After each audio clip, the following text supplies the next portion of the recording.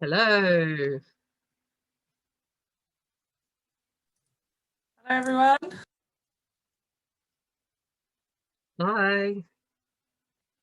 Great. Lots of people appearing. We'll give it just another moment. So, in fact,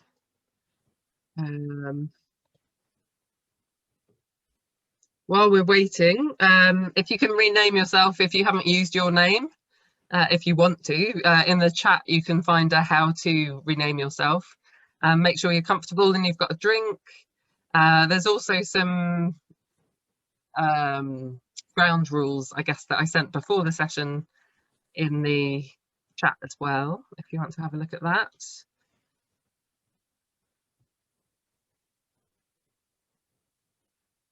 And we'll give people another minute or two to arrive and get started.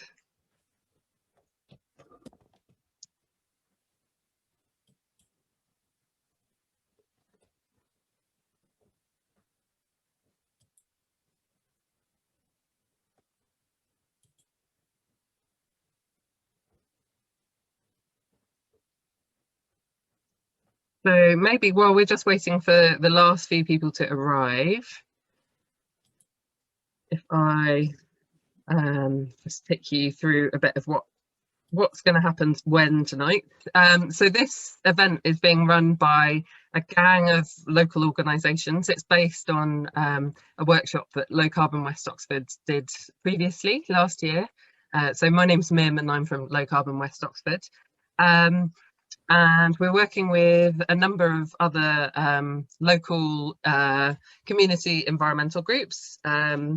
And you can see the logos there. So Rosehill and Iffley Low Carbon Oxford North, Local Environment Action Florence Park, Friends of the Earth Oxford, and Low Carbon East Oxford, although their logo isn't on there, and also a new group which has been set up at Iffley Church, the Iffley Church Eco Group.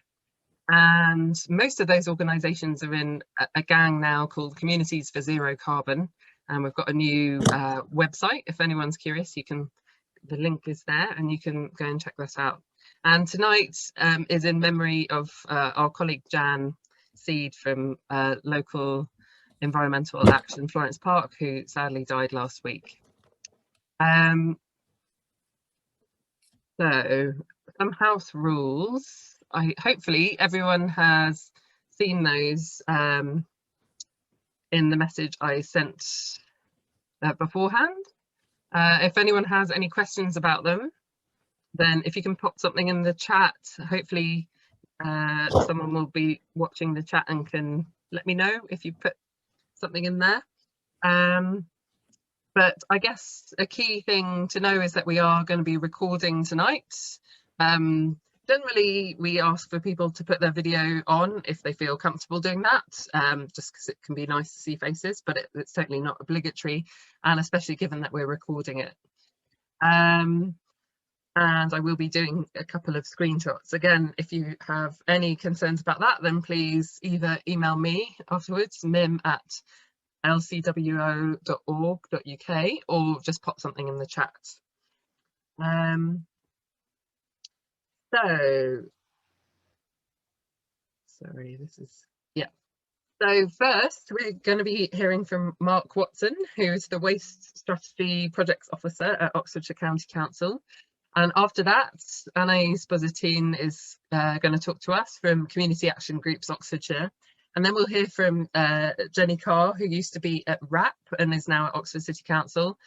And then we'll have a short break, 5-minute break at 8:25. And then we'll go back to Mark for the last section at 8:30, which will be about packaging. And we'll do a couple of polls using Zoom, but we're also going to use Menti for one vote, but I'll tell you how to do that. There'll be some small breakouts at one point, and you can write questions in the chat as we go along. There should be someone watching chat. But also there'll be a proper sort of question time at the end. So great if you can, maybe each speaker could pause at the end of their section as well, just to see if there are any pressing questions then.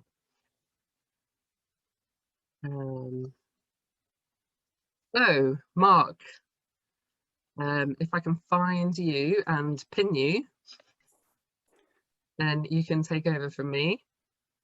Will do. Thank you, Mim. Yeah, off we go. Thanks, Okay. Mark. Great. Well, thank you, Mim, for inviting me along to speak today or this evening.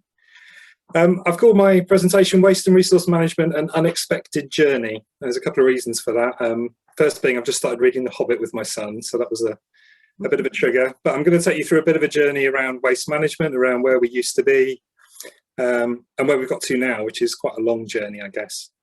But I was thinking also it kind of reflects my career. I've accidentally worked in waste management for 18 years, and that's been quite an unexpected journey for me as well. So if we can flick on, please, Min. So the first question then, what is waste? We started with this is a kind of legal definition, I guess, that sits in the regulations. It's always useful to think about what we're talking about. And the law says it's any substance or object which the holder discards or intends or is required to discard. So anything basically you need to chuck away or are required to chuck away. And where have we come from? We've come from very much a linear economy. I mean, we're talking decades back now, but a linear economy, and it's one that uses up finite resources. It's the take, make, use, waste model.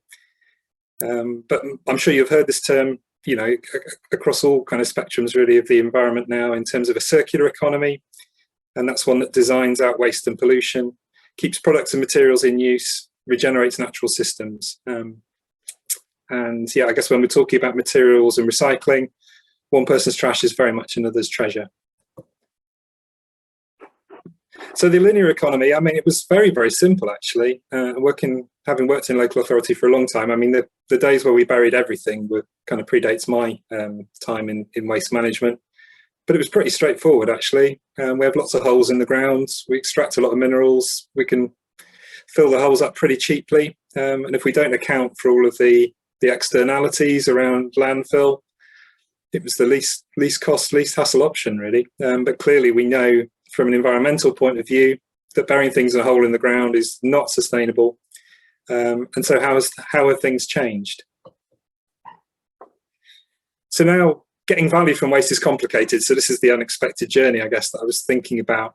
It used to be a truck and a hole. Now we've got multiple containers. I mean, I'm sure you all use them, bins, box, caddies and sacks. We've got multiple trucks, maybe 2 or 3 trucks passing each house every week to empty all the various strands. We've got transfer stations. We've got sorting facilities. We've got household waste recycling centres with maybe 20 different skips on. We've got composting and anaerobic digestion sites. We've got an energy recovery facility. And deliberately right at the bottom of that list, we still have a little bit of landfill as well.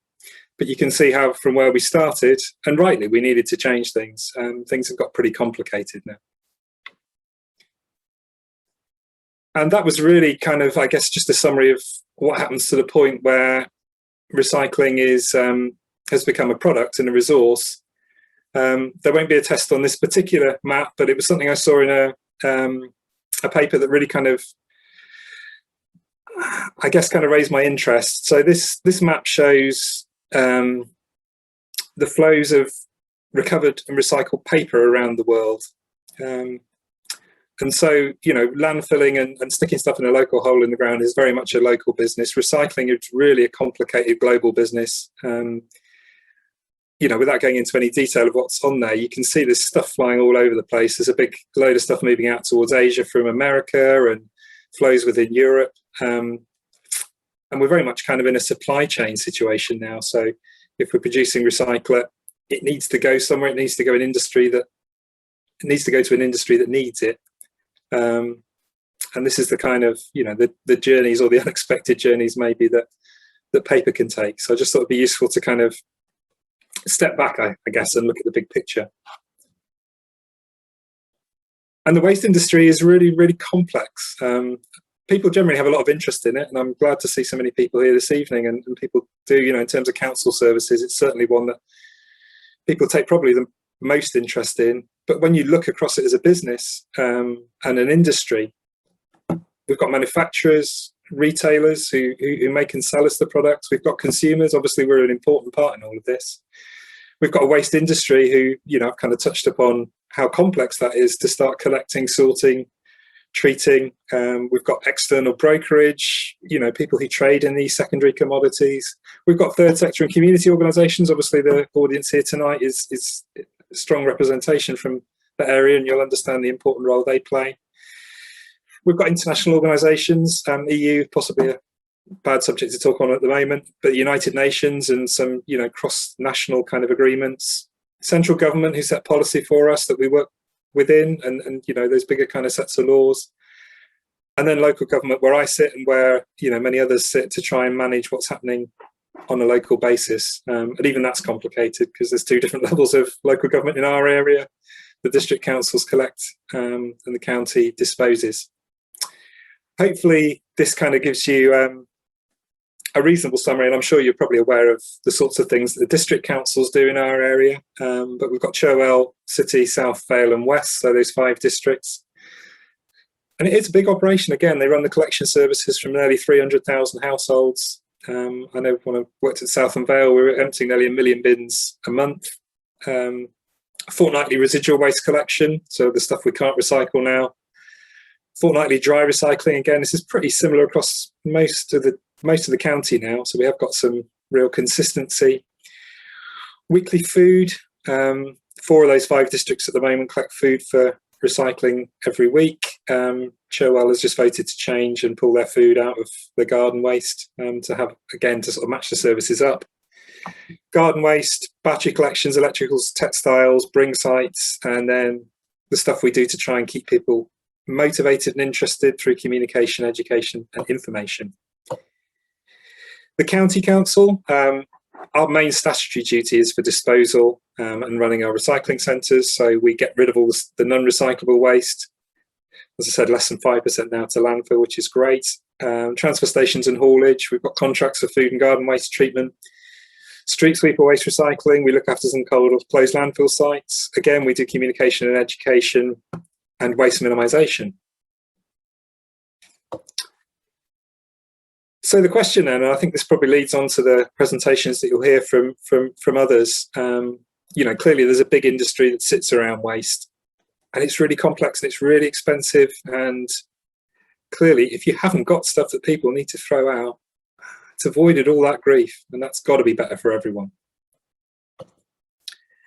And when you look at climate, sorry, the slide's probably a little bit difficult to read on this screen, but I stole this from borrowed it with permission, pardon me, from the Co-op group. They'd done a full greenhouse gas footprint of their operations. On the very left, the first sort of set of bars you got to, which is 71% of their climate impacts, is from sourcing ingredients and making the stuff. Manufacture and packing is about 8% of their climate impact.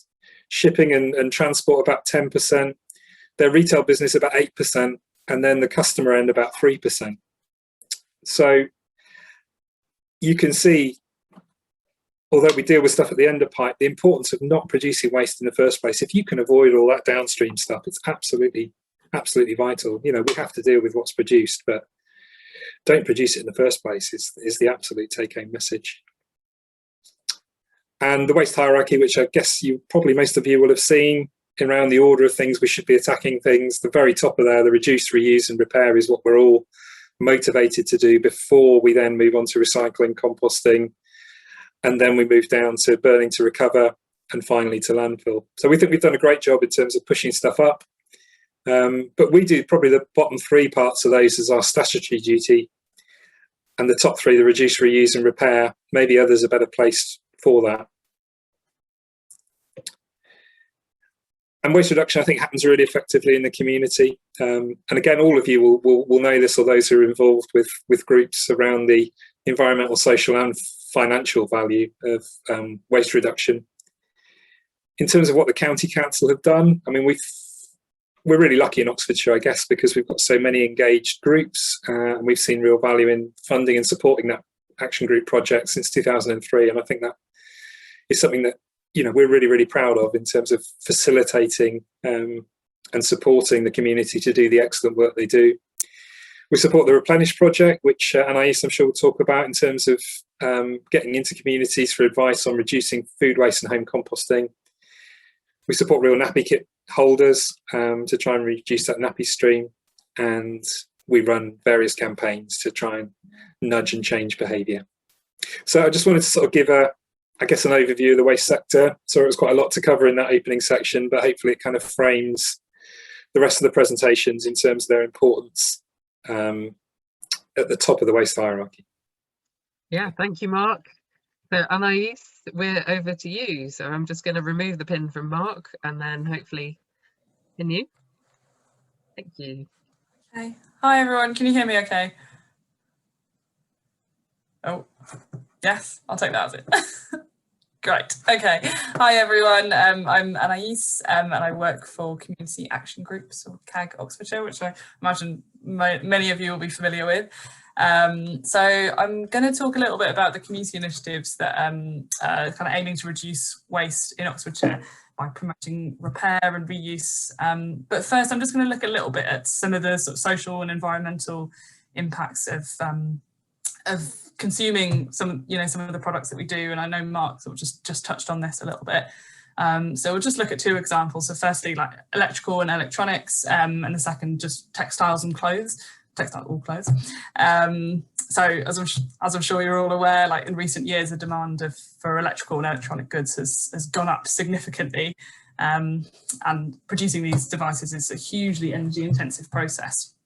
So for example, manufacturing a mobile produces about 55 kilograms of greenhouse gas emissions, which of course contributes to climate change. These are products that we're buying and bidding faster than ever before, and products like smartphones, they go out of date really quickly. People are often might be buying a new phone every year because they want to upgrade, but yeah, this is obviously completely unsustainable. So just to give you a kind of sense of the extent of the waste we're producing, the amount of e-waste that we produce globally in a year weighs the same as 4,500 Eiffel Towers. And the UK is the second highest producer of e-waste per person in the world. So we've got quite a big responsibility on our shoulders there. Could you go to the next slide, please, Mim? Thank you. And just to look at another example, so the fashion industry, which is responsible for about 10% of global greenhouse gas emissions. That's more than all international flights and maritime shipping combined. And it's also the second largest consumer of water worldwide. And again, like as I said before, we're getting through clothes faster than ever. So since in the last sort of 20 years, clothes production has doubled. People are keeping their clothes for half as long. And when we are binning those clothes, very few of them are getting recycled, only about 1%. Could you go to the next slide? Thank you. So we've touched a bit on the climate impacts of consumption, and I think it's also worth looking a little bit at sort of the social impacts as well, particularly because those are often felt kind of mostly by sort of communities in the global south. So just to take one example, so in order to produce a mobile phone, you need a really quite a significant number of minerals, and which need to be extracted through mining, mostly outside of Europe and North America. So these tend to be felt, the impacts of this tend to be felt in lower income countries. And mining, for example, is a really polluting process. So the use of acids and chemicals can threaten the health of the nearby communities. It can pollute the local environment. It's also really water intensive process. And the land that is accessed for mining can often, mean displacing people against their will. Often, it could be displacing indigenous communities. And there are also quite a lot of sort of labour rights issues, people having to work in really precarious conditions, and the use of child labour can be quite common as well. So this is just one example, I think, that just to highlight that it's beyond being an environmental issue. I think it's also a social justice issue, and I think it's often can be fairly invisible to us consumers in the global north. So could you go to the next slide? Thank you. Oh, sorry, I think there might have been one before. Maybe there isn't. Okay, that's fine. Okay, yeah. So I mean, we looked a bit about the sort of the impacts of consumption, but now let's just talk a little bit about some of the amazing community initiatives that are trying to tackle this and kind of helping people to reuse and share and repair what we have and ultimately buy less. Firstly, repair. So repairing our stuff is a really great way that we can increase the lifespan of the products that we buy and reduce our use of energy and resources. So, for example, repairing a laptop can divert over 100 kilograms of greenhouse gas emissions. So repair cafes, we've got about 13 community groups in Oxfordshire who run repair cafes. And they are community events where people can get together, learn to fix their own broken household items. So you could bring along, your toaster that's not working anymore or something else, and learn how to repair it alongside a volunteer. So the repair groups that we've got in Oxfordshire together have saved over 3 tons of electrical and electronics items from getting thrown away. And they obviously don't just look at that. They might be repairing clothes and other, bikes, other goods as well. And as well as diverting waste from landfill, it's also just a really nice way to kind of help people build skills and create a really nice community space for people to get together. And someone once described it to me as not just about fixing stuff, but also about fixing our relationship to our stuff, which I thought was quite a nice way to describe it. So Mim, could you go to the next slide? Yes. I'm going for minimalist slides here. So yeah, another initiative I thought would be worth touching on as well are some digital inclusion schemes. So as we're probably all very aware of at the moment, not having access to a laptop or a smartphone can make life really difficult. It can mean that you're socially excluded. It can make it really difficult to work or study or apply for jobs. So community groups across the whole country have been sort of fixing up and distributing laptops and mobile phones for people who might need a device but aren't able to access one. And often working with local charities as well. So they might be distributing these to refugees or asylum seekers or people who are shielding because of COVID-19. So several of the community groups in Oxfordshire who sort of were running repair cafes pre-pandemic have kind of started focusing their efforts on this. So groups like Sustainable Wantage or Sustainable Didcot have been doing this. I don't have the exact figures, but I know that they've together saved sort of several hundred laptops from going to waste and have managed to get those to people in need. So yeah, really amazing work. Could you go to the next slide, please? Thank you. I'm just going to take a second to plug our new Repair Cafe support programme for anyone who is interested. Over the next few months, we will be helping groups to set up these kind of initiatives. So if anyone does want to get in touch, please do. I've put my email at the bottom, and we're able to offer support from experienced Repair Cafe organisers and lots of other support as well. So yeah, something to watch out for.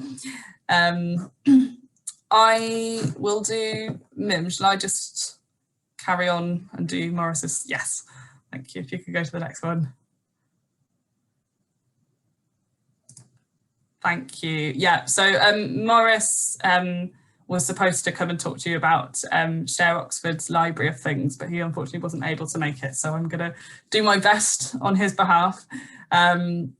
So the Library of Things is a project that's based out of Makespace in North Oxford.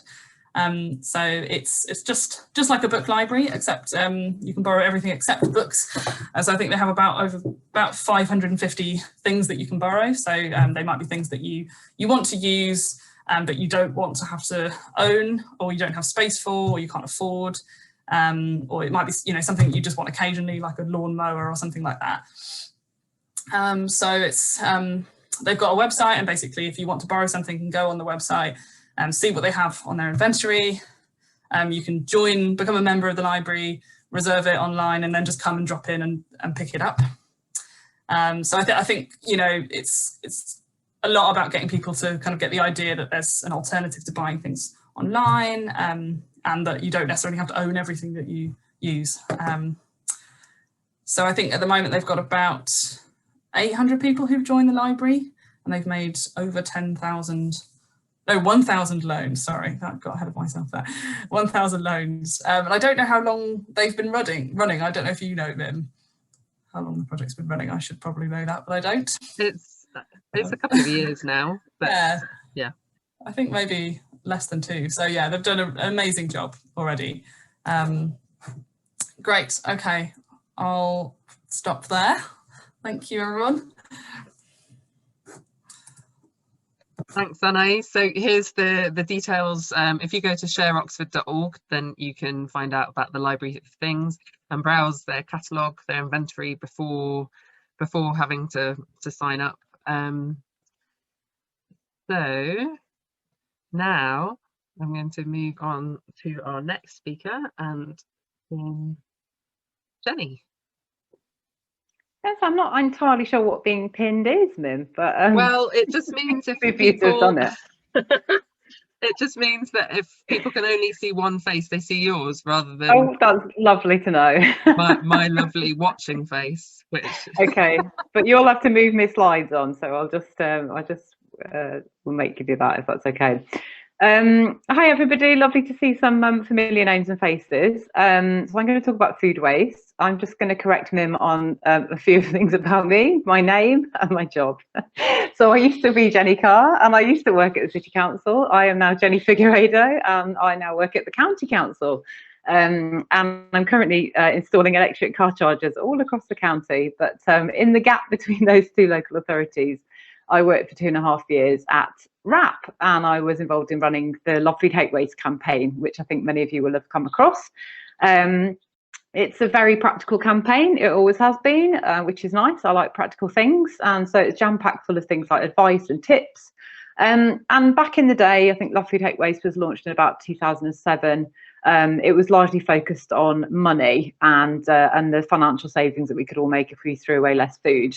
And the campaign itself was certainly probably a contributing factor to the fact that the UK reduced its overall food waste from 11.2 million tonnes down to 9.5 million tonnes since 2007, which is massive and fantastic, and pat ourselves all on the back for that. Unfortunately, it's still a bit of a way to go. And recently WRAP and Love Food Hate Waste, quite rightly in my opinion, shifted the focus to this new kind of look of campaign, focusing much more on the environment and the impact of wasting food on climate change. So you may have seen this image from the UK's first ever Food Waste Action Week, which was just at the start of this month, 1st to the 7th of March. And that's where they really launched this new messaging, challenging people to think about the real value of food and the link between wasting food and climate change. So I think we're all in competition to say that our subject area is the most is the baddest in terms of contributors to climate change. But I think WRAP are saying around 25 to 30% of global greenhouse gas emissions come from producing our food, and that wasting that food contributes to about 8 to 10% of total man-made global greenhouse gas emissions. The UN has currently got a global food waste target of reducing food waste by 50% around the world. And as Mark was describing, and I as well earlier, the problem is not just around the food that we throw in the bin and the gases associated with that when that goes to landfill or wherever it goes to.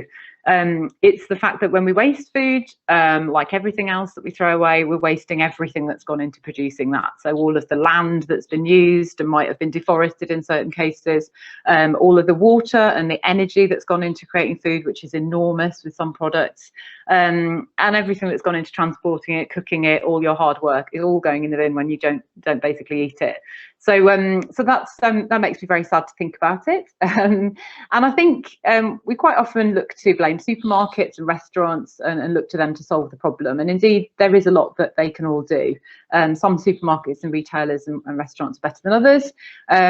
But the sad fact of the matter is it's actually 70% of the food that's wasted in the UK comes from our households.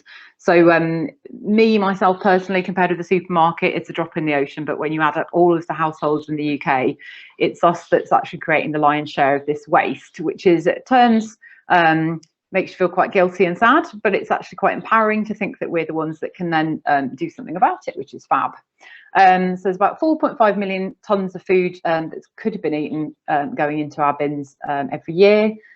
Which is pretty criminal if anyone's ever experienced hunger or rationing of any sort. It just doesn't feel sort of morally the right thing to be doing. So it's down to us to change our behaviours, and with any behaviour change, it's quite difficult when it's long-term habits that we've all been doing for donkey's years. But if we all stop throwing food away across the UK from our homes for just one day, apparently that would have the same impact as planting about 1 million trees or taking 14,000 cars off the road for the whole year. So pretty big prize to have our eyes on. So whilst I get Mim, before I get Mim to change to the next slide, think to yourself about how much you throw away. What proportion of the food that you buy do you think probably ends up in the bin? And then Mim can do a big reveal with the next slide of what the UK kind of average is. Drum roll, go for it. So appreciate, I may not be talking to the average householder in this group, because I know some of you, and I know that it's generally a very sort of switched on, well-educated and probably doing a lot of the right things group. But the UK average actually throws away a whopping 1 in 5 of the bags of shopping that we buy.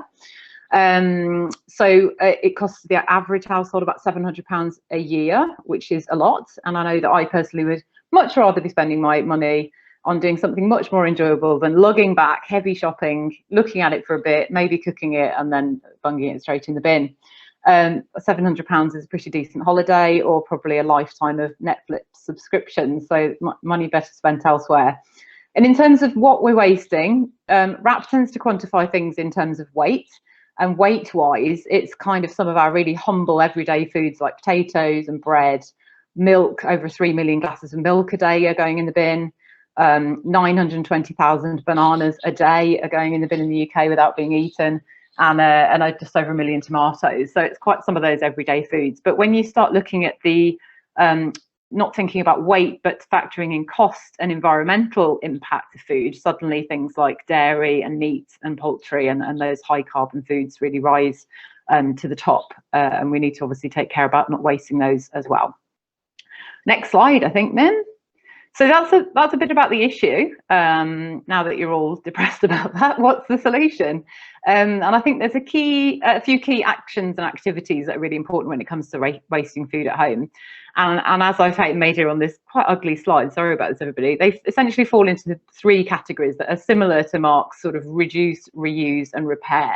So over on the left, these are your central tenets to remember regarding food waste. Buy what you will eat. So that's planning ahead. Getting stuff that you really like and are going to eat, as opposed to maybe the stuff that you should buy but are never really going to eat. Cooking the right amount, so thinking about your portions, and basically not going overboard. I've tried to be a lot better at this recently. It is hard, but it's doable. Secondly, so making the most of what you have, the equivalent of reuse, so eating every part of the ingredients that you can, sort of nose to tail or root to leaf eating, whatever you eat and whatever analogy you want, making the most and eating every bit of those ingredients that we have. Something I try to do is start your meals by thinking what you've already got in the cupboards or the fridge or the freezer, instead of just going for takeout or getting something brand new from scratch. And if you do end up with leftovers, doing something fabulous with them. And then the third sort of central tenet is around storing food properly. So that's really just putting things in the right place to make sure that they stay freshest, longest, and so that you've got more opportunity to eat them and don't have to throw them away. Now, if those sound blindingly obvious and really simple, it's because they are when you think about it. But food waste is quite a complicated issue, because it's not really binary actions to take sometimes. It's not like either eat meat or don't, or drive or cycle. Everything we have to do around food waste is little actions around specific foods and specific meals. But I think getting the right sort of mindset right is important, and realizing how much we all do throw away is important, and then picking up tips on what we need to do about it is what comes next. I am hoping that Mim has lined up some polls for you lovely people now.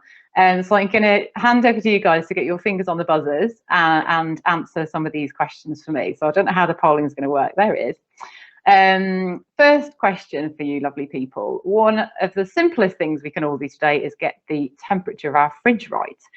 What temperature do you think your fridge should be to keep food freshest for longest? Is it between 4 to 7 degrees centigrade? Between 0 and 4 degrees centigrade? Below 0? Or it doesn't really matter? Vote now.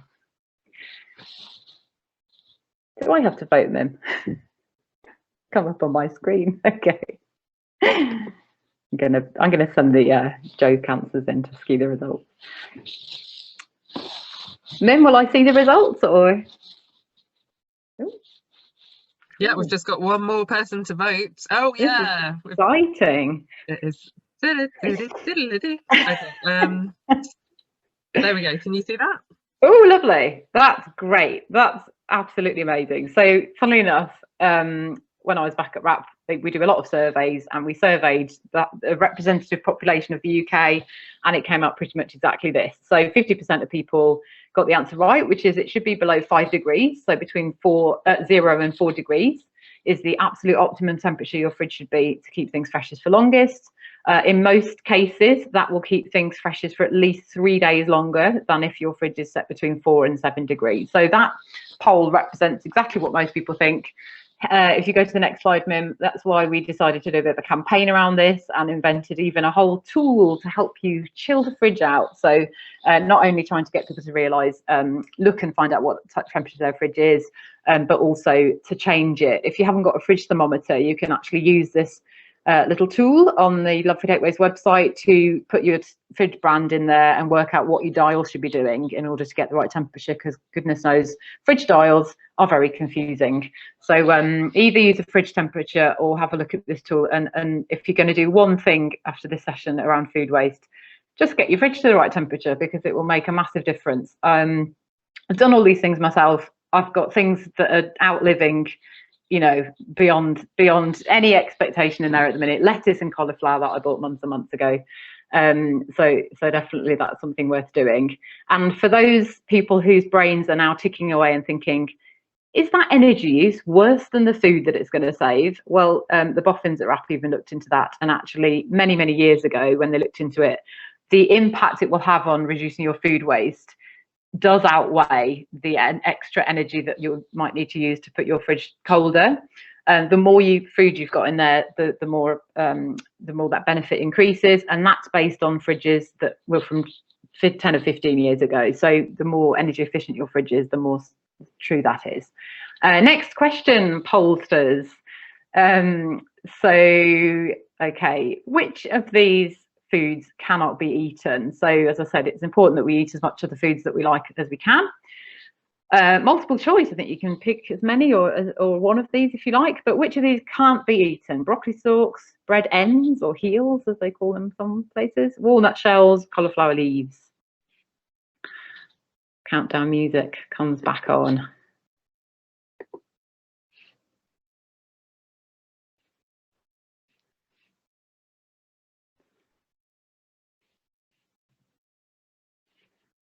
On the edge of my seat. Well, one person's not voting, but I think we'll just go ahead anyway. Yeah. Okay, cool. You, Jenny. Oh no, I have voted. I hope I got it right. Everyone got that right. So extremely easy, because one of them looks desperately unappealing. But you would be surprised that when we've done surveys on this before, I can't remember quite what the stats are because it was a while ago now, but something like 1 in 5 people really don't think you should eat the ends of bread, or that you can eat the ends of bread, despite the fact they are made of bread. It's exactly what you bought. And things like broccoli stalks and cauliflower leaves, many of us know that they are edible, but we still choose to ignore them and actually, you know, give it a go. You'll be surprised how much further your food can go if you just think to eat some of these leaves, stalks, ends, crusts, all that kind of thing. Don't be scared. Next question, please, Mim. And this is about portion size. So, oh, there's loads of questions coming in, which I'll come to in a minute. So this is about portion size, and if you're making some spaghetti, which is what I made for dinner, and use this advice, how much spaghetti, if you're thinking of the spaghetti being sort of that way up, and you're sitting it on one of these coins, if you're cooking for one average size adult portion, should that be 1 p's worth of spaghetti, 2 p's worth, 5 p's worth, or 10 p's worth? I hope that makes sense. Imagine you're putting your spaghetti on end on one of these coins. Which one would you choose for one person? Obviously, appetites vary, but I'm talking about your average portion for your average appetite.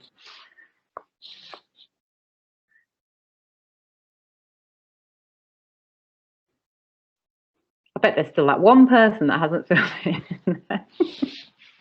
It's you, isn't it, Mim? Oh, that's interesting. we've got some small eaters out there, because the actual answer for this one, in terms of the general advice for an average adult appetite, is the 1p piece. So people who are doing a 2p piece or 10p portions, hats off. I used to think that this 1p piece was so little, but it actually does fill me up. 5p, great, that's a slightly smaller portion, but I just think that's quite a nice tool, quite a nice tip.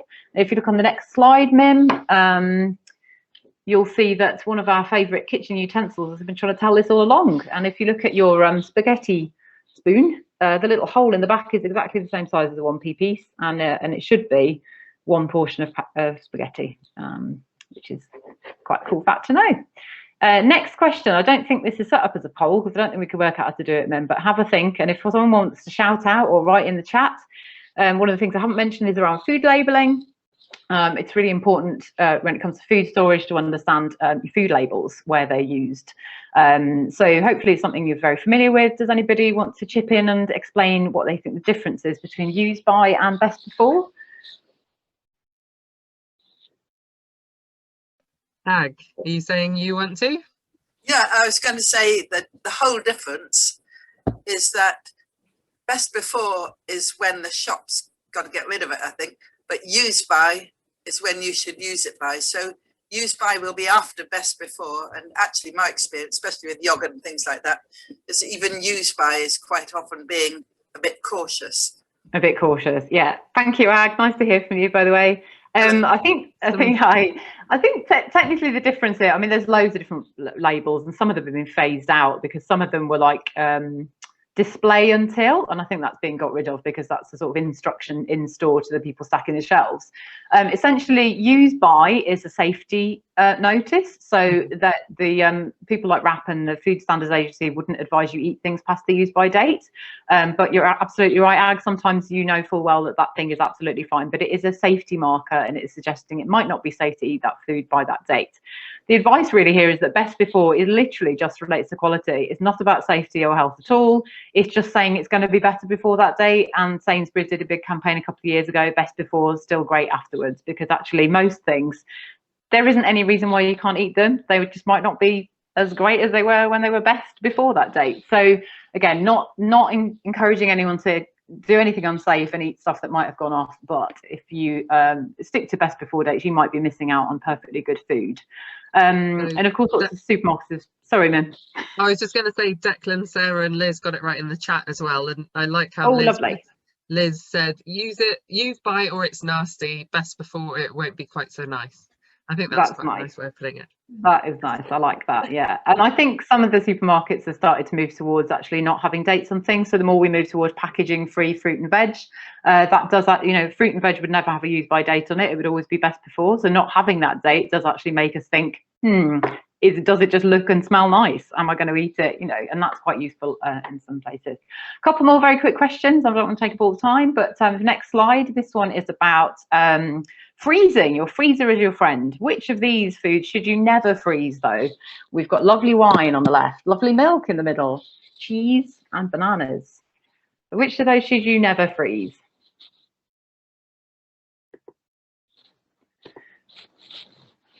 Mim, you will tell me if I'm going over time, won't you? I'm really paranoid. I will.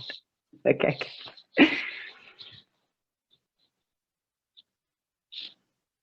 In theory, you've got another 10 minutes, Jen. Oh, blimey. Well, I can fill it. Don't worry about that. But anyway, so it looks like some questions have come in as well, which is nice. Right. Which of these should you never freeze?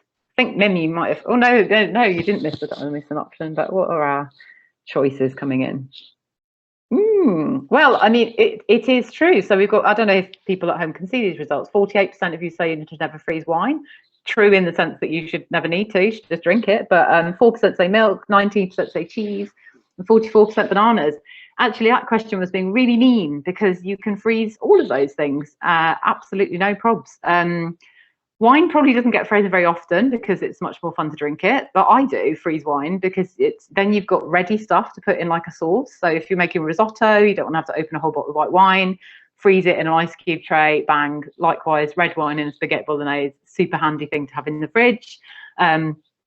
Milk doesn't always freeze that great, so people don't necessarily know that you can freeze it, but it's perfectly edible. You might have to put it in a different container because milk will expand when it freezes, so a full pint of milk might go a bit funny, but technically nothing wrong with freezing milk at all. And cheese freezes really well. All sorts of different cheeses you can freeze really well.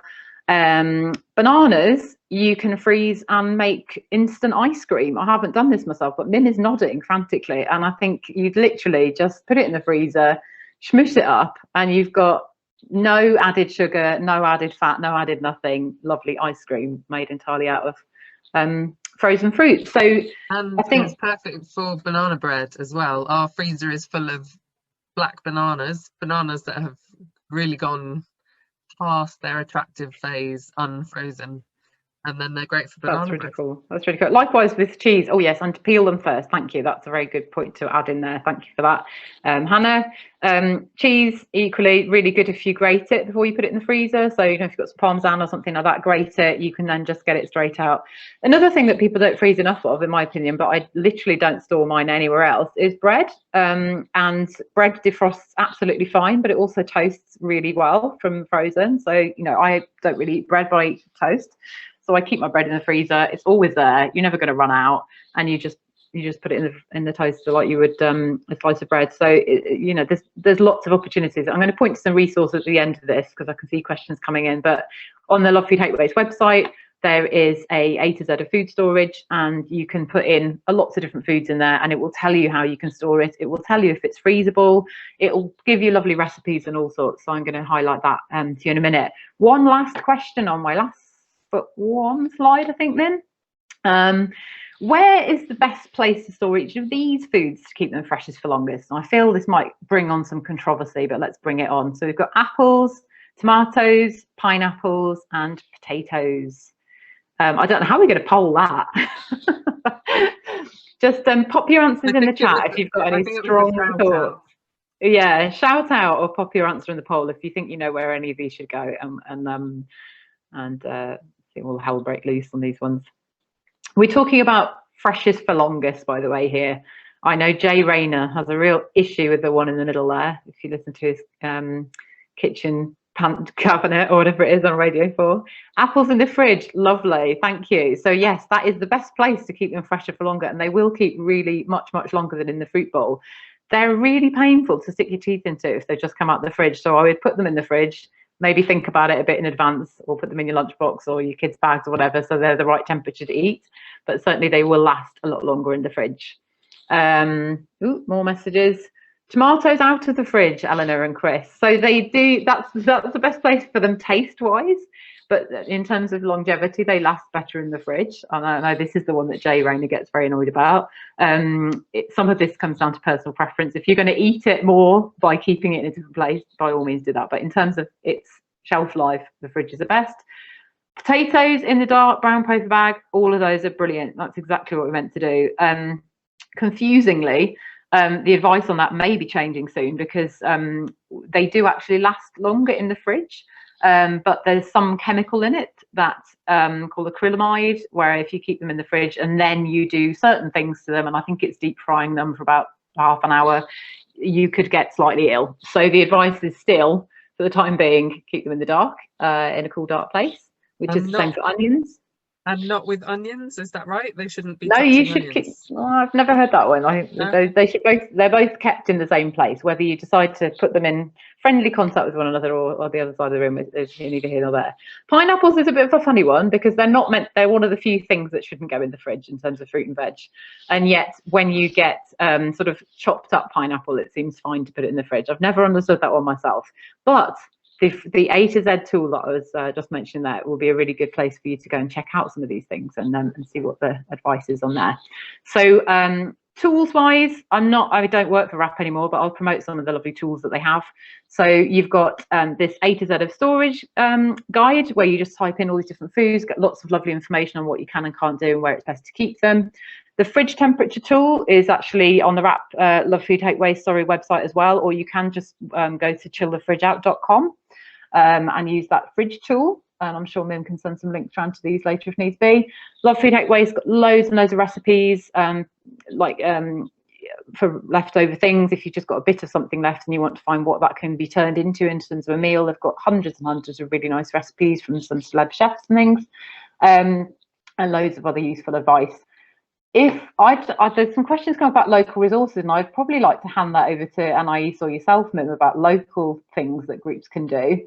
But one thing I was going to suggest, if we've got time, is either breakouts or to hear from some of you out there if you've got any tips that you want to share about things that you might be doing yourselves, resources that you know are out there, or things that others of us could potentially learn from around what to do around food waste. So remember, I don't know if you want to do Anais confirmed that potatoes and onions should be separate. So, Anais, do you want to say anything about Replenish? And I didn't want to like publicly contradict what you just said. No, publicly contradict away. I don't mind that at all. I'm going to use the excuse that I haven't worked there for a year and my brain's just forgotten everything. Yeah, sorry. Did you want me to say something about Replenish? Was that the? Well, only if you want to. It's Sure, fine. no. Yeah, no. So yeah, so as I put in the chat, I run the Replenish project, which is sort of also, yeah, it's CAG that runs it, and it's funded also by the County Council, and we've been running it for I think almost 4 years now, and we work with community groups and volunteers across the county to kind of encourage people to be reducing their food waste, and also to be composting at home, because that's like the kind of next stage, and the most environmentally friendly way to dispose of food waste. So if anyone is interested in, maybe you're part of a community group and you're interested in doing something in your community, do get in touch. We do all sorts of projects, and it's, a little bit dependent on what groups want to do in their communities. But the sorts of things that we've done are run workshops like this, or in person, run how to build a composter workshop. We've been doing stuff in schools as well, running like assemblies and other sessions in schools, and all sorts of things. So I think I put the website in the chat, so if anyone wants to find out a bit more, do have a look there. We've also got a newsletter which we send out monthly, and that's got loads of tips on growing your own and composting, and cookery tips and seasonal recipes that can help you kind of reduce your food waste. So if you're interested in signing up to that, please do. It's on the website. Yeah, I think that's probably in a nutshell. Ag, I see that you've raised your hand. Do you have a question? No, I just wanted to say something about chickens. I'm lucky, I've got a big garden and a big household, and we keep chickens, and we have hardly any food waste, because what we don't eat, they do, and what they don't eat, we put in the compost, and then the rats eat it. But what I did want to say was that I'm on the North Hinksey Parish Council Allotment Committee, and we've recently realised that our prohibition on keeping chickens is actually clashes with the 1950 Allotments Act, and people have a right to keep chickens on allotments. And so somebody led the way with their lovely chickens, which are wonderful for clearing plots.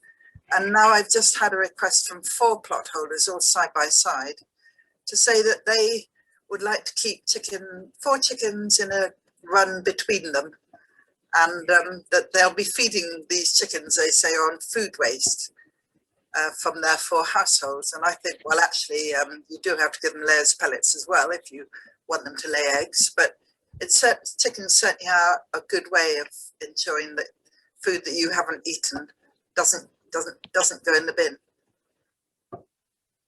I think we should hear more votes for goats as well. I'm a big fan of goats, but I don't have space for one. But any more questions? I was going to say, there's a question in the chat around what can local groups do, and of course, I don't think we still have Love Food Hate Waste champions that used to come to events and things. It's just a shame, because I think the County Council used to do that, and I'm sure Mark can correct me if I'm wrong. But food's quite a good subject, in so much as you can use food at an event and make something out of stuff that otherwise might have gone to waste. And there's lots of events like that. It's a kind of a good hook to get people talking about environmental issues, because generally we like to talk about food. And so, there's lots of kind of recipe ideas of what you might be able to provide to people. from food surplus and things like that. And then, as I say, you could actually just, in the absence of a rentable Love Food Hate Waste champion, you could just kind of grab some of the facts and some of the tools that I've presented here and some of the information on the WRAP web pages and things like that, and just a bit of a talk with some nice food from saved food. But love to hear from anybody else. I know there's some familiar people out on the call that have probably run events themselves.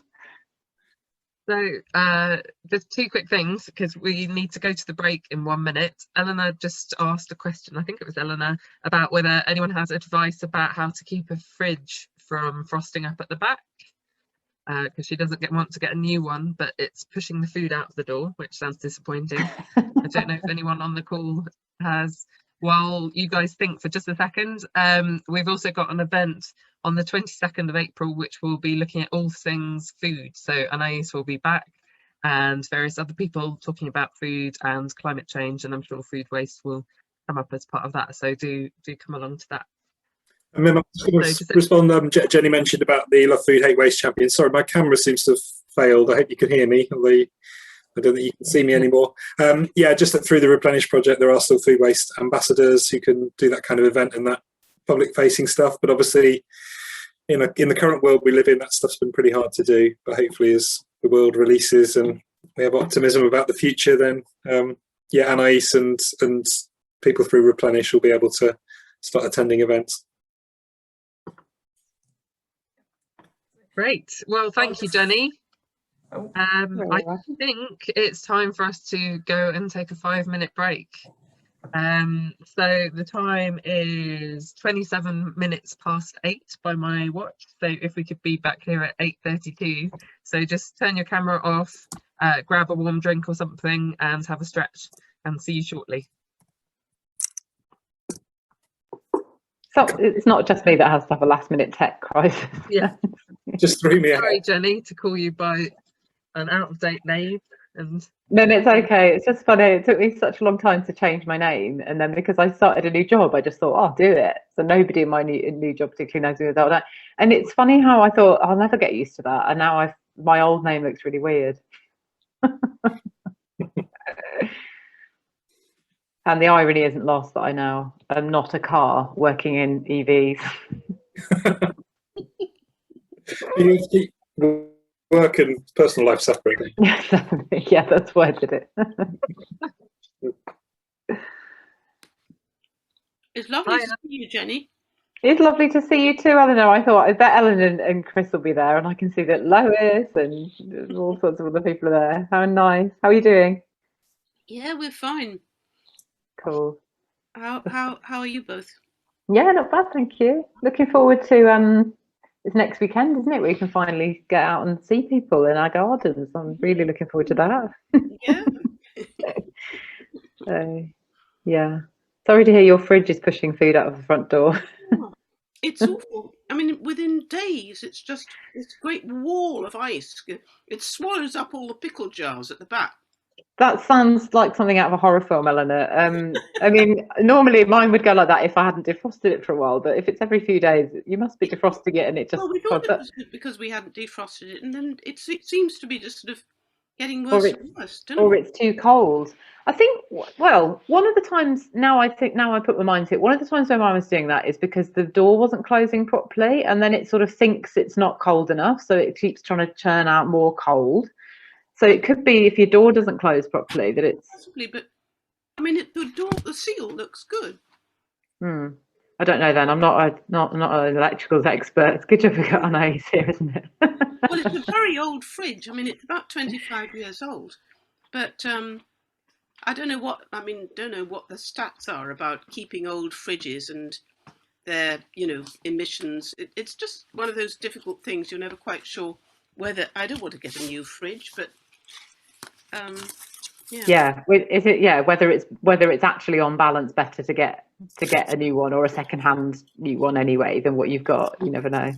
Somebody might know that. I don't, but I'm sorry to hear about your horror story. Especially the mango pickle. Yeah, well, it's very important that that's a pristine condition. one of the things that someone was asking about what causes the ice, I think one of the things can actually be like leaving your fridge open, the door open too much. Apparently the sort of the warm air and the cool air can mean that it freezes a bit more, but that sounds like what you've got, Eleanor, sounds like a more extreme problem. Might be because of your very old fridge, I don't know.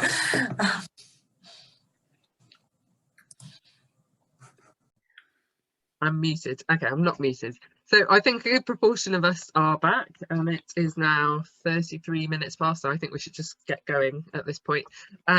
So Mark, let me find you so that I can pin you again. Help if I speak? Does that make me appear? Yeah, I think I found you. Yeah. So Okay. hopefully everyone can now see Mark and his slides. So go for it, Mark. Thanks, Mim. And hopefully my camera will last this session here. It seemed to throw me out at the end of the last one. So we've talked a little bit about products with Anais and food with Jenny. And I'm going to try and broach the subject of food packaging. It's always a really thorny issue. I don't know if I've been getting creative with my presentation names, but I thought good, bad or ugly, and we can kind of take a view on that as we go through the presentation. There's going to be a little breakout session partway through, so Mim's going to really neatly pop you into 5 different groups, and there's a session to get interactive with. So I guess if you can be gearing up and ready for that, can ask a couple of questions about some types of packaging and get you thinking and get someone to feedback. But if we can go on to the first slide, please, Mim. So what and why? And I realise my slides are quite a lot more wordy, so sorry for not being more visual, but I have got a few pictures as well. But packaging, I guess controversially, it does play a vital role in preserving fresh, frozen and preserved produce and reduces food waste. So there's always a lot of focus on packaging, and working for a local authority, you get asked a lot of questions, and packaging, and probably plastic packaging, is the one thing we get asked about most. It does play a vital role, but I think it is overused. But the right packaging in the right place, I think, is really, really important. That's maybe my standpoint. Others may have different views. And there are essentially 6 main material types. There's a set of regulations that look after packaging. Not all of these are going to be household packaging, particularly wood. That's more around pallets and delivery. But packaging is generally glass. 2 types of metal, so steel or aluminium. Paper and card, that covers quite a broad sort of gamut of different packaging. And this is household as well as just food packaging. Plastic is obviously in the list, and wood, as I've mentioned. So I think we're going to have a little dig through some of this stuff. So there's a lot of packaging around. There's nearly a cup of tea arriving for me. Thank you. There's nearly 12 million tonnes of packaging that was reported across the supply chain in 2019 in the UK. I think that's in context against about maybe 30 million tonnes of household waste. So it's pretty significant, and there's a lot of it out there. But I thought to get you thinking first, the first question that I want you to have a think about is, which is there most of? So those 6 types of material that I talked about. And I'm talking here about the weight of the packaging, because we tend to measure things with big trucks and weigh bridges and tons. So I don't know what format the poll's going to take, but Mim's going to set this up for us. So you're going to vote, I think, to rank those in order to what you think there is most of, to what you think there is least of, and then we can. So whoever has access to, well, who can go into a web browser and type in www.menti.com and then use the code 50294336, then you can rank the 6 options in terms of what you think there is most of. And in theory, hopefully, are you now seeing my browser, which has the Menti page visible? Can you see that, Mark? I can't, no. I can still see the slide. What about others? Still a slide as well. Okay, let me try that again. There we go. So now, hopefully, now you can see the Menti page. Or are you seeing a slide? I can see the page now. Okay, good. So as people fill this in, it should, so the code is 50294336. So it's menti.com. I'm just putting it in the chat as a link. Oh, I'm not sure that's turned up as a link. And then the code is 294336. It will ask you to put in that code to access and be able to vote.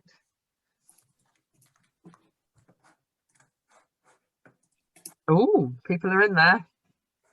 Always live results. I like this. Yeah. Oh yeah, this is pretty cutting edge, this. So we'll give people a few more seconds to vote. Oh, a last minute change.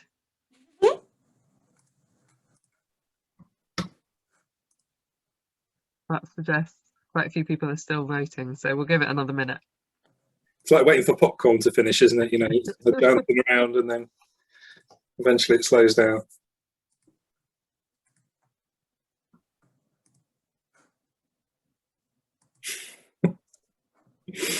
Jenny, I'm pretty excited as well. And it's free. It's great. It's free.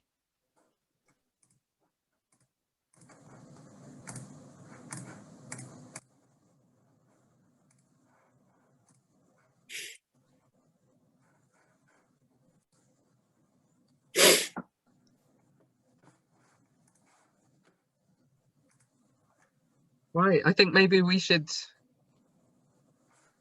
Yep. put an end to it now. Otherwise, I don't know how long it might go on. It looks funny to do. So we've got glass from the votes top of the list, plastic a very close second, paper and card in third, wood in fourth, steel, and then aluminium. So I guess, should we flick onto the charts?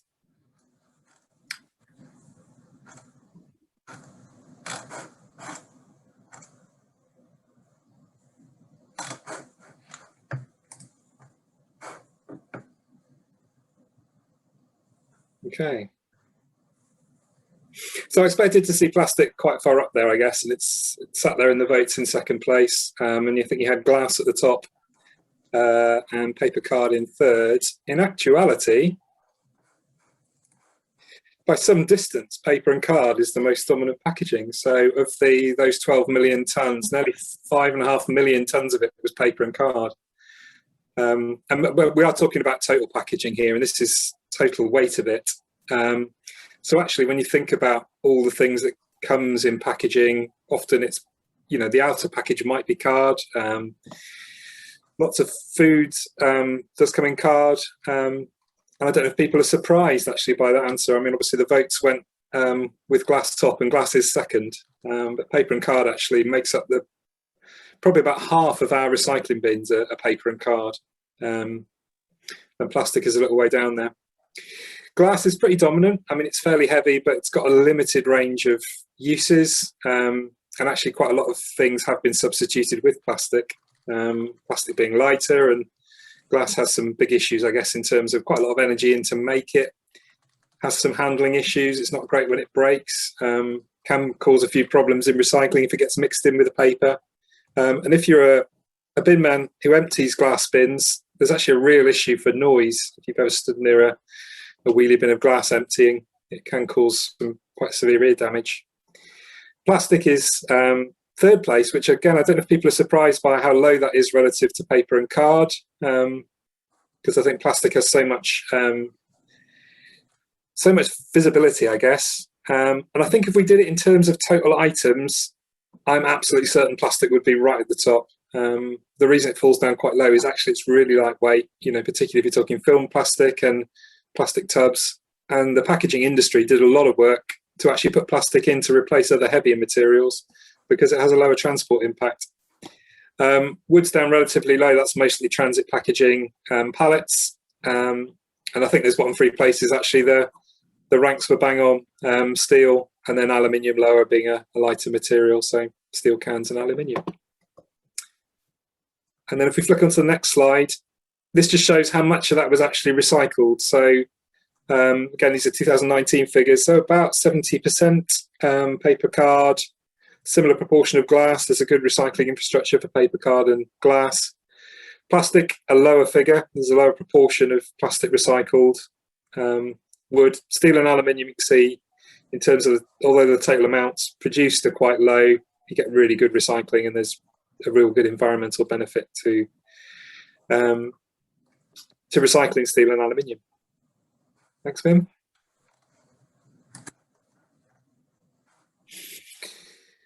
So industry, in theory, funds packaging recycling. It's a thing we like. It's producer responsibility. It's the polluter pays. And in theory, that's a brilliant thing, isn't it? You get industry to take ownership for the packaging they produce, and they pay for it, and they're motivated. Actually, at the moment, it's a market-driven system. I won't go into the complexities of it because it is another really complex system. But ultimately, actually, in the current producer responsibility regime, we think producers possibly pay around 10% of the total cost, because local authorities pick up the lion's share of the collection cost. Hopefully that's going to change, and maybe that will change the way industry thinks about it.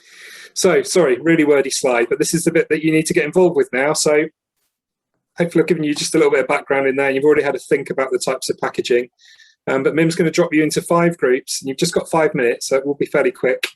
And each group will have a different type of food packaging assigned. So group 1 is glass bottles and jars. Group 2 is Tetra Pak cartons, so in that paper card section. Group 3, aluminium and steel cans. Group 4, plastic bottles, pots, tubs and trays, your kind of rigid plastic containers. And group 5 is films and bags. And we just want you to talk and think about whether they are, I don't know, probably good or bad. I don't know why I put ugly in there as well. What are the pros and cons?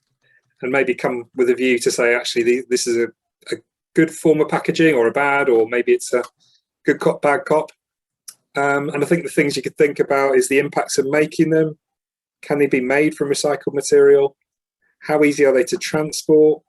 How easy are they to recycle? Is it easy to know what to recycle? Can they be reused? How could you reduce their use? And ultimately, I guess, just a view on whether you think they're good, bad, or ugly. So reasonable amount to think about, but just I guess, come up with a view, have a bit of a discussion, and see if you can come up with a. Just to say really quickly, you will be, because we're time limited, you will be popped in the breakout room, and it will say which breakout room it is, but it won't say which material. So hopefully this will work. I'm not quite sure, but hopefully you can remember which. Something in the chat, is that urgent? Okay. Sure. Right. Okay, so I'm going to do it quickly now.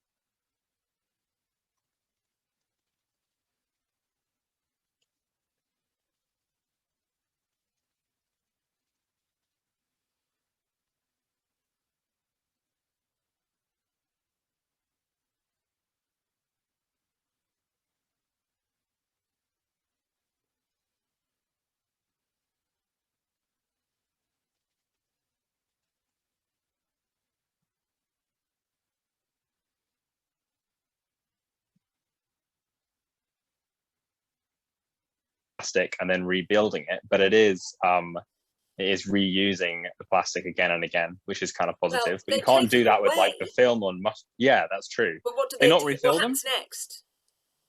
I always assume they refilled them. Maybe they Ooh, I don't think so. I think they'd have to wash them rather a lot, wouldn't they? I don't know. I don't know. Yes, they would. I don't know that they just reuse them. The other thing is like the plastic film that you get on, I don't know, box of mushrooms or something like that. That's it. I don't know if you can recycle that, but I don't think you can. I think the general rule is if you squeeze it together and it all flattens out again, you can't recycle it. That's my kind of rule of thumb. A plastic that, if it like a soft plastic bag or cling film, they will recycle, I believe. But like a crinkly one that when you fold it up, it just flattens itself out again, won't recycle. That's kind of the rule of thumb, I think. That's a really good rule of thumb. Well, I mean, what needs to happen, I think, is that non-recyclable plastic actually needs to be phased out. Wow, this is pretty magical. So everyone went and everyone came back? A good proportion of people came back. Some might still be lost in a breakout room by themselves, but Broken. So I think the intention was then just to get one person, if they're happy, just to give a very quick summary, maybe is it good or is it bad, and a quick summary of what you chatted about. So I guess if we go through in group order. So I don't know who was group one. Can you put the slides back up, Mim, just so I can see what material was which? And hopefully we've all talked about the right materials. We may have gone off-piste. So yeah, group one was glass bottles and jars. Did anyone from that group want to say a few words? Yeah, so we had some good and some mixed feelings about glass. So it's quite a natural material, and it's quite easy to reuse even at home, and people generally know it can be recycled as well. So a lot of it gets recycled, but we were a bit unsure about, someone said that you have to use it a lot of times before it's actually better for the environment than plastic, say. And obviously it's also quite heavy, so heavy to transport. So some concerns about glass like that. That's about what we talked about, I think. Yeah. No, I think it's a fair assessment. And, glass does have a pretty well-established recycling market. Yeah, all the points you've made there, definitely, it is quite heavy. And in a recycling system, actually, plastic bottles often outperform glass. And I know often plastic is the comparator for most materials because they're individually lighter. You've got a lot less material in there. Should we get group 4 who did plastic bottles, pots, tubs and trays? Anyone from group 4 want to say anything? That's a good shout, yeah. I could say something. We got onto plastic bottles. We agreed that they're better from the transport point of view, but that they can only be recycled once, and so that's not a good use of materials. We got onto the subject of non-standard food boxes for takeaway food, and the annoying way that they don't match. So you can have 20 boxes and a lid that doesn't fit any of them. And we thought that they should be standard. We noted that local authorities can have an input. So Oxford, for example, has banned expanded polystyrene food containers, but not the Vale, because McDonald's is still doing that, I think. We talked about how drinks bottles used to be recycled. You get your money back, or at least you could get, kids could take bottles in and get a few pence in return or whatever. And that could happen, but maybe not with everything. We had a little moan about plastic water bottles being such a waste of resources in this country. Yeah. And we didn't actually get around to saying this, but it's true enough that there are good and bad things about plastic bottles. Yeah, definitely. I think in the right system, in a closed loop, as long as they don't end up polluting the environment, they can work pretty well. But obviously, but I really think we really thought that you ought to be able to take back. If you always got your food from the same takeaway, and they always delivered it in the same containers, it ought to be possible to wash them and give them back. Absolutely, and it's a thing around efficiency generally, and the logistics of scaling up that take back thing that can be a barrier. But there are some potential developments. Mim, I'm conscious we're almost running up to our time now. 8:57. Yeah, so I thought if you have the next 3 minutes, and then the Q&A is for anyone who wants to stay for a few minutes after 9, but people should obviously feel free to leave at that point because this was scheduled till 9. Does that work for you, Mark? So yeah, and I'm sorry for the groups who haven't fed back, but I hope it was a useful discussion anyhow and got you thinking about it. So that was the main idea. Okay, yeah, if you're ping on. So the feature then, lots of change at the moment. There's a really exciting time for the industry, and I guess a lot of industries always say the current time is exciting, but there's a lot of movement. The Plastics Pact, which is a collaboration of producers looking at trying to eliminate and reduce plastic pollution, improve recyclability. So that's an industry-led initiative, and that's talking about, you know, those questions around designing in recyclability and having some kind of certification. There's some really exciting stuff going on at the moment in terms of chemical recycling for plastics. So one of the big issues with recycling plastics is the multitude of different polymer types. Some are compatible, some aren't, and sorting mixed recycling and mixed plastic is really difficult. Chemical recycling is a process, and there's a few trial plants in the UK at the moment which sort of breaks the plastic down into carbon compounds, and in theory they can take a mix of plastics, and that's hopefully create some optimism, I guess, in terms of getting through that plastic mountain. Changes to national laws. I mentioned producer responsibility. Government at the moment are about to consult on extending producer responsibility, which will increase that producer pays principle, which hopefully will sharpen industry's minds and make them 100% cost responsible instead of 10%. And hopefully that will really drive innovation. We talked about deposits on bottles. There is a consultation on a deposit return scheme as well, which government are proposing at the moment. Collection consistency between authorities. I think we're doing pretty well in Oxfordshire. Everyone's doing pretty much the same thing, but that's a national initiative. And mandatory food waste collections. This is not an issue for us because we've been collecting food waste separately for 10 years, but many authorities are behind the curve on that one. And next slide, please, Mim. And then what can you do? I mean, you've got consumer power. You can choose where you shop, how you shop. You can go zero waste. You can, choose your products carefully. You can lobby companies. There was a story in the news this week of a girl who'd lobbied Waitrose around their their giveaway plastic toys on some of their magazines, which they've pulled now. Always check before you recycle. We know it can be a little bit confusing, but make sure you're putting the right stuff in the bin. And if you're not sure, to check. Washing your food packaging. So contamination in recycling is a big issue. And I would say that an innocent mistake and the wrong type of material in the bin, in the best intention, as long as it's not a nappy or anything like that, will cause less of a problem than the right material that's still covered in last night's curry, because that just can ruin everything else that's in the bin. And next slide, please, Mim. And a little plug, I don't know if any of you have seen it, but we've got a tool on our website, which is the Waste Wizard. We link into all the reduce and repair options and stuff at the top of the waste hierarchy, so you can search for items on there. You can also suggest items as well. We get all kinds of weird and wonderful things suggested to be added to the Waste Wizard. So if you go on there and there's something not listed, you can click a box and it will come to me or Rachel, and we'll look at it and try and work out how we can best describe it and tell you what to do with it in the nicest possible sense. And look on the pack as well. So there's improvements to stuff that's on packaging, OPRL, which is the on-package recycling labels.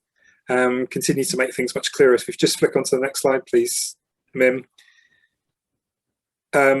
You've probably seen these. That recycling swoosh is on everything. And these are now really helping to demystify some of the packaging. So that's probably your first point of call. Look for the labels on there. If it's got a check local recycling, then maybe check the Waste Wizard after there. But I think industry is doing better things to demystify, because actually they're going to have to take more ownership for it. If they can build in the clear communication at the start and get it to the right place, then we can get it recycled. And I think that's me. Sorry, I'm muted. I wasn't muted when I was coughing. Apologies about that. And then I was muted when I was talking. There's a couple of questions. So first, before we go really into the Q&A, just to say thank you to the three of you, Jenny, Mark and Anais, for being here and doing this. And I will email round the slides, and also we're recording this, so there will be a video that you can share. And just to plug, as I said, we have 2 more events in this series. There's the food one on the 22nd of April, and then there's one about home energy, how to improve your home to use less energy, in May. So yeah, if we go back to questions, there's a couple of questions in the chat. One of them was, is Tetra Pak good or bad? And another is for you, Mark, I think, saying, you mentioned developments about reusing takeaway containers. Can you tell us more? Is Tetra Pak good or bad? I think it's pretty good. It's got one of those issues where it's got a number of different materials in the packaging, so it is a bit problematic to recycle. You've got a lot of fibres in there. You've got a plastic lining, and you've got a little bit of aluminium in there as well. There are some dedicated mills that are doing that. Is it good or bad? I think with a lot of these, I think it's got pretty low impact in terms of its embedded carbon and energy within it. It's not particularly easy to recycle, so I think it probably sits midway. Sorry, is that a suitably vague answer? Developments about reusing takeaway containers. Yeah. Was that something you mentioned? I'm not sure I did, but I think it was me. What I said was that local authorities have some powers. So, for example, in Oxford, as opposed to in the Vale, which is where we are down the other end of the Botley Road, in Oxford, expanded polystyrene isn't allowed anymore. You've got to use cardboard, and that seems to work fine. I don't know how long food can be kept in it before it collapses, but it seems to work okay where I've seen it. Yeah, I think with food packaging, I mean, we see so many takeaway, I guess, innovation from industry, a whole mixture of materials, you know, cardboard sort of lined with plastic, you know, rigid plastic containers, foil containers with a laminated card top. My general thoughts are that keeping a single material type gives it the most chance of being recycled. So your sort of rigid plastic takeaway tubs, the clear ones, that's probably the ones you were talking about, Ag. I think it was you saying that you can never get the tops and the bottoms to match. They're pretty good. I mean, they're white clean. They're all one material. I think they sit quite well. A lot of the other stuff, particularly where you've got, you know, quite messy food and it soaks into the cardboard, that can render it unrecyclable. You say those plastic containers can be recycled, do you? Yeah, they'll go. They're in the bottles, pots, tubs, trays, as long as they're. Yeah. We were saying we thought that it ought to be possible to give them back to the place where you got them from, and they reuse them. It would be great. I think the kind of hygiene issues, you know, around food serveries, having to wash and sanitize, you know, stuff that's come back from a member of the public, I think that's probably a big barrier to it. Maybe some of the big outlets could. I think it would be problematic, possibly at the small scale, you know, for someone to have the infrastructure to do that. I'm pretty sure that the Curry Door restaurant on the Botley Road, they use those round metal tins that go on top of each other for their lunch takeaway. The tiffin tin. Yeah, and I wonder how much of a good idea that is. The embedded carbon in making those metal tins versus, I don't know. Good, well, but it's around assigning a value to something, isn't it? I guess if you paid a reasonable deposit on it that would cover the outlet's cost if you didn't return it, I think that would be a good model. But, you know, it needs infrastructure. And so the unfortunate part in my unexpected earlier was that, you know, that dispose model, particularly when you're out and about, there's often nowhere to put things apart from in a litter bin. And then it's only got one destination. I'm aware that I don't want to force our speakers to be here until midnight, so I think if we just have a couple more questions and aim to finish at 10 past, so we've got another 5 minutes. So if there's any questions for any of the 3 speakers.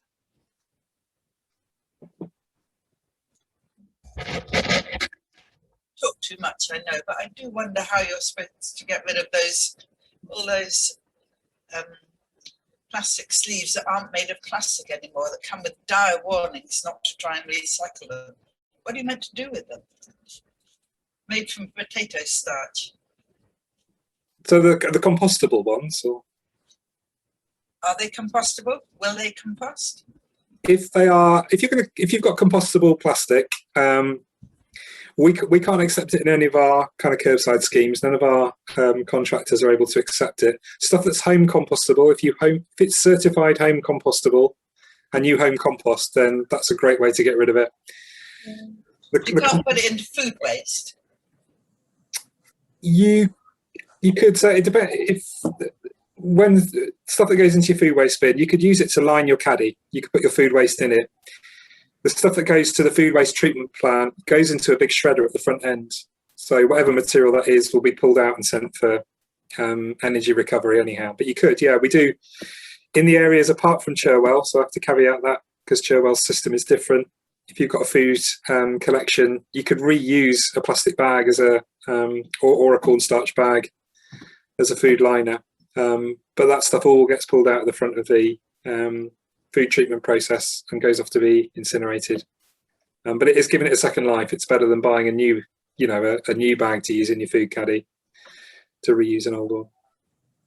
Just to add, I mean, it does compost, but like, I don't know, some of them, I think like, I've had ones that have been in my compost for months, like those like old coffee packets, and they're just nothing happening. So I don't know, I think eventually they will compost, but I'm not sure how good it really is. You can say the same for a lot of things in a compost heap though, can't you? I mean, I've got a compost heap and you turn it over a year later and you see that orange that you didn't quite eat a year ago. It's composting is just confusing. Yeah, I mean, everything else has composted, just those. Yeah. Any last questions? I think we've got time for one more question. Stunned silence. Well, look, I guess if I can just do a plug. I mean, I've plugged our search tool, which we'd always direct people towards the Waste Wizard for any of your queries if you're not sure. And like I say, do suggest items on there. And our social media channels as well. If you guys don't already follow us on Oxfordshire Recycles, we've got a lot of good current sort of news and information and service info on there. So it's just about being informed, and I appreciate it's not always clear to know exactly the best thing to do, and it is complicated. But we'll try and give out the clearest information we can, and we're happy to have any suggestions or ways that we can communicate these things more clearly, noting that it is a slightly complex subject. Great. Well, thank you so much all for sticking around. And I think I've successfully avoided my children's bedtime, but I might just stay down here for another 10 minutes just in case. But I hope to see some of you on April the 22nd or in May, and go well. And I will be circulating the slides and so forth. And feel free to, if you have any questions afterwards, feel free to send me a message and I can find someone who knows how to answer it. Thank you. Thanks. Bye. Bye. Bye everybody. Take care.